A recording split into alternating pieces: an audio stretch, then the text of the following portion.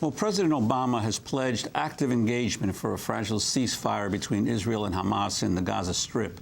In his first day in office, Obama called President Hosni Mubarak of Egypt, Prime Minister Ehud Olmert of Israel, King Abdullah of Jordan, and President Mahmoud Abbas of the Palestinian Authority. He did not reach out to leaders of Hamas who rose to power in democratic elections 3 years ago. Meanwhile, Obama plans to announce the selection of former Senate Majority Leader George Mitchell as Middle East envoy. Mitchell is expected to travel to the region for almost immediately upon taking the post. Obama will also meet with Secretary of State Hillary Clinton later today. Israel declared a unilateral ceasefire in Gaza on Saturday, 3 days before Obama was sworn into office. The 22-day assault killed more than 1,300 Palestinians, most of them civilians, at least a third children. More than 5,500 were injured. Hamas also declared its own week-long ceasefire, which ends on Sunday. Hamas is demanding an immediate reopening of Gaza's border crossings and the lifting of an Israeli blockade. This is Hamas spokesperson Fawzi Barhoum. But we are stressing that the stopping of the aggression and the withdrawal of the occupation, God willing with no return, is not enough. What is needed is a complete ending of the siege and an opening of all crossings, and a guarantee that the Zionist occupiers won't go back to this ugly operation. Israel has refused to fully open border crossings to allow desperately needed aid, goods, and construction materials into Gaza. Meanwhile, exiled Hamas political leader Khaled Meshaal claimed unequivocal victory over Israeli forces in the Gaza Strip. This is the first war that our nation has won on its land. The first real major war. That's why the battle in Gaza is a turning point in the conflict with the Zionist enemy. It is establishing with its achievements, its timing, its greatness, a serious and active strategy for liberation that begins from Palestine and extends with the support of the nation to everywhere. Robert Pastor is a senior advisor on conflict resolution at the Carter Center and a professor of international relations at American University. Last month, he traveled to Syria with President Carter, where they met with Khaled Meshaal of Hamas. Robert Pastor served as national security advisor on Latin America and the Caribbean under President Carter from 1977 to 81. He joins us now from Washington, D.C. Welcome to Democracy Now!, Robert Pastor. Can you tell us about this crucial trip you took just before the Israeli assault? Well, we have, of course, visited the Middle East many times before that and had previous conversations with Khaled Meshaal. But on this trip, it occurred just before the end of the 6-month ceasefire, and the question is whether it would be renewed. On the part of Hamas, they made very clear that they had done what they could do to try to stop the rockets, and indeed, from the period from late June to November 4th, when the Israelis intervened in Gaza to close down a tunnel, they had virtually stopped the rockets. But from their side, Israel had not complied with the ceasefire. It was supposed to have lifted all of the border crossings, allowing 750 trucks a day to go in. That never came close to occurring. In the absence of opening of those crossings, they said they would not renew the ceasefire. Well, one of the things that Israel has been repeatedly claiming is that during the ceasefire that Hamas was restocking, increasingly smuggling in more arms into Gaza. Your response or sense about the veracity of those claims?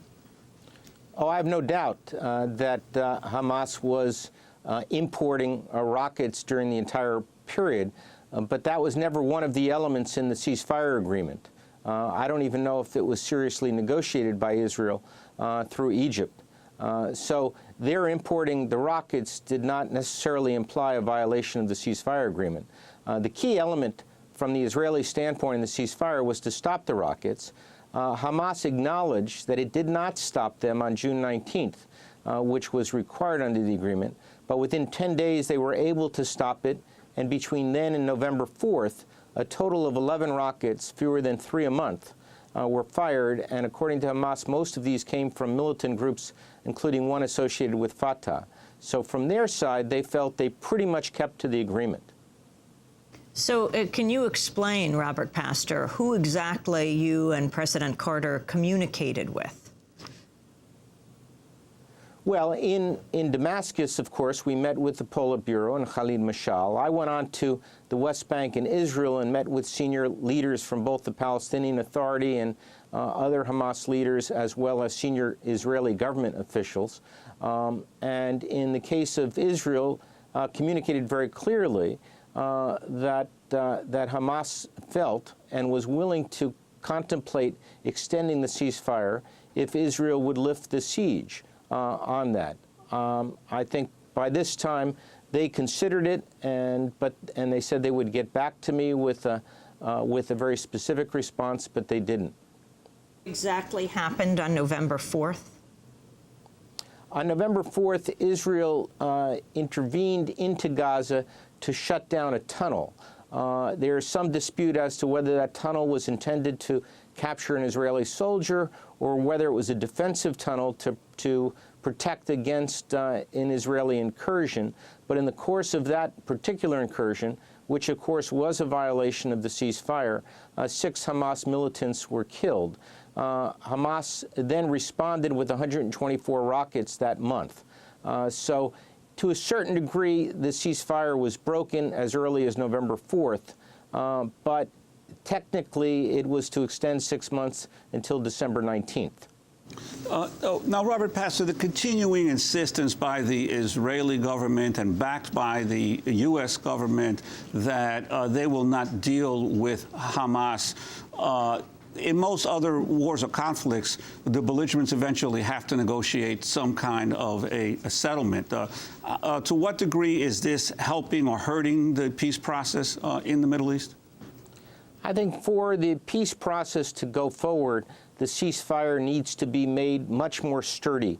And they need to learn lessons from the first ceasefire from June 19th to December 19th and what went wrong. I would say the most important single lesson is there was no agreed official text between the two sides. The Israelis would not acknowledge, would neither confirm nor deny the text that Hamas gave to us and that I showed to them. Some people suggested that the elements in it were correct. But it was clear that Israel did not want to fully accept such an agreement. If a ceasefire is to go forward, they will need to. I think, secondly, the United States should play a role in this mediation effort. It's clear that Egypt is now questioned by Hamas as to whether they were an honest broker. And indeed, there is some evidence that perhaps they said different things to each of the two parties. I don't know if that's true or not, but I do know that if they want to make the ceasefire work, a good mediation is essential. The text needs to be agreed to.